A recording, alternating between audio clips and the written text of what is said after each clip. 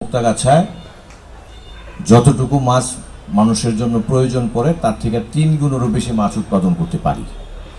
তার মানে আমরা 2/3 অধিক মাছ বিক্রি করে জীবিকা নির্বাহ। দেশটা এখন এমন একটা জায়গায় এসেছে, আমাদের মাছ এক্সপোর্ট হয় দীর্ঘদিন যাবতই। ডিম এক্সপোর্ট করেছেন, যেই ডিম থেকে এক্সপোর্ট করতে পারি সেটার জন্য আমরা চেষ্টা করি। আপনারা যারা এখানে মৎস্যজনের আরেকজনের সহযোগিতা নিয়ে কিন্তু মুক্তাগাছাতে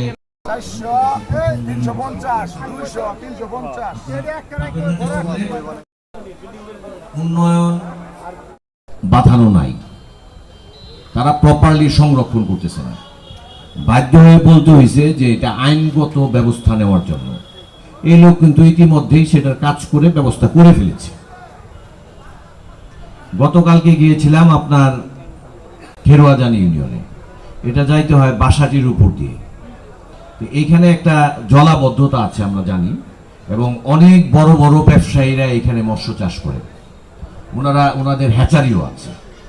তো এইখানেও আমরা দেখলাম বিভিন্ন জায়গায় রাস্তাগুলো ভেঙে যাচ্ছে এই পুকুরগুলি করার জন্য। সরকার কিন্তু রাস্তাগুলি করে কোটি কোটি টাকা খরচ করে।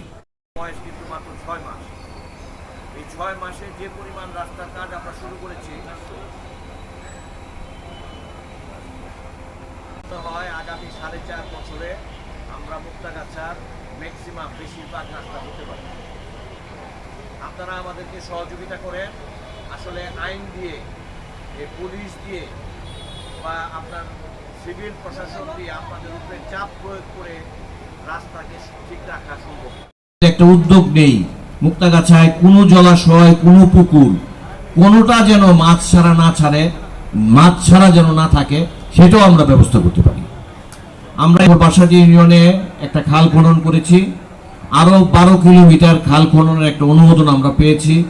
আমাদের মুক্তাগাছায় খাল বিল যা কিছু আছে আমরা চেষ্টা করব এগুলোর সবগুলো যেন মাছ চাষের উপযোগী করা যায়।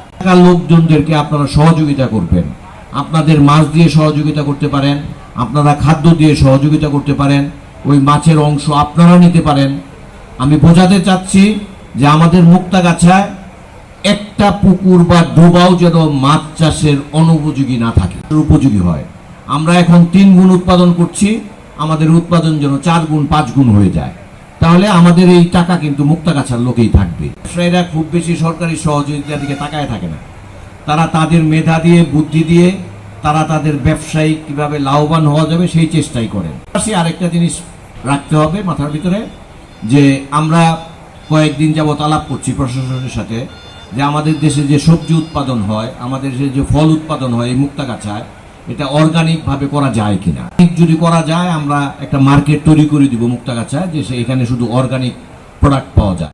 সব দোকানেই দেখি, সব দোকানের ভিতরে একটা কাউন্টার থাকে আলাদা, যে এখানে অর্গানিক প্রোডাক্ট বিক্রি হয়। তারা অনেকেই সুপার মলে মৎস্য সাপ্লাই করে, আপনারাও চেষ্টা করলে পারবেন। কাজেই যদি অর্গানিক হয় প্রোডাক্ট, অর্গানিক প্রোডাক্টের দাম শুধুমাত্র বাংলাদেশে না, সারা বিশ্বেই 2 গুণ 3 গুণ বেশি ভালো হবে। কাজেই বক্তব্য আর দীর্ঘায়িত করবো না, আসলে আমার আরেকটা মিটিং চাষি না, আমাদের জাহাঙ্গীর সাহেব মৎস্য চাষি, লেবু সাহেব, আবু সাইদ সাদিয়া মৎস্য হ্যাচারি এন্ড পুরস্কার নিচ্ছেন।